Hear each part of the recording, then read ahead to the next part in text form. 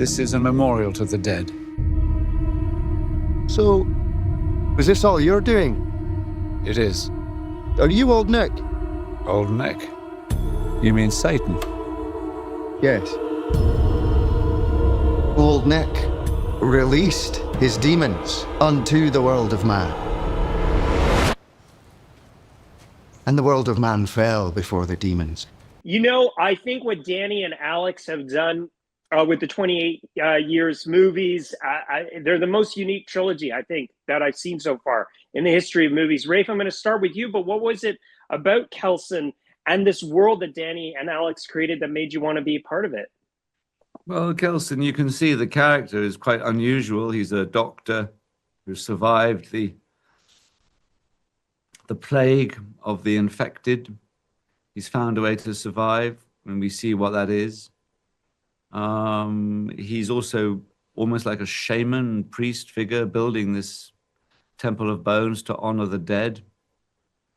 Or as he says, you know, each mouth spoke, those eyes they saw. He sees the individuality in the individual spirit in each human being. He's kind of a sage. And then he has this remarkable journey going in the end of the first one, where he looks after Spike and his mother. And then in this, he has this unique connection with this alpha, Samson, who, because he wants more morphine, starts to basically negotiate or position himself put himself in a place of need. And that's a human thing. That's the beginning of an intention to ask or debate or negotiate or have some contract. Social contract, actually, is what Samson is looking for. And I think that journey is what makes the part so interesting. You know, when you pick up the script, you don't know where it's going to go, and then you realize, oh, this is a really unique character. And he ends with a theatre performance of Iron Maiden, where it comes, that's the sort of stratospheric bit of inventiveness from Alex Garland, which of course was great to play. I remember details, events and people. The foundations. They seemed unshakable. Samson he's really scary in 28 Years Later. Bone Temple, he goes in a completely different direction and has a lot of depth put to him. What did you think of his arc over the course of the two movies?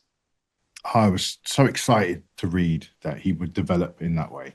Not something I'd predicted at all, you know, especially from his portrayal in the first film.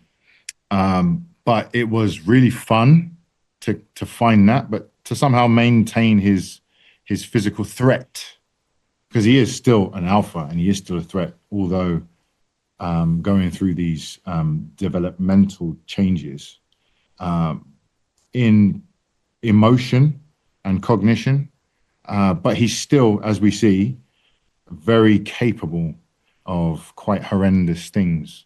But that's what's beautiful about it, is you know, there is a beauty in the horror, I suppose.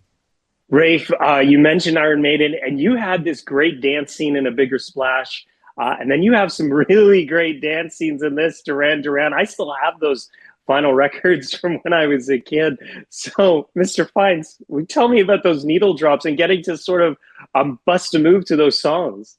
Oh, well, the moves came organically. I mean, spontaneously for the scene when I danced to Duran. Rio, I think it is, I danced to. And then the end, yeah, I mean, we worked a bit on the movement and what you might call the choreography, for want of a better word, for the Iron Maiden stuff with Shelley Maxwell, a wonderful movement coach. And that emerged organically. Yeah, I mean, I think, yeah, they were just, I mean, you know, this stuff emerges in a process. I don't come with too much of a plan. I think it has to emerge with the other actor. You don't want to come with a fixed thing.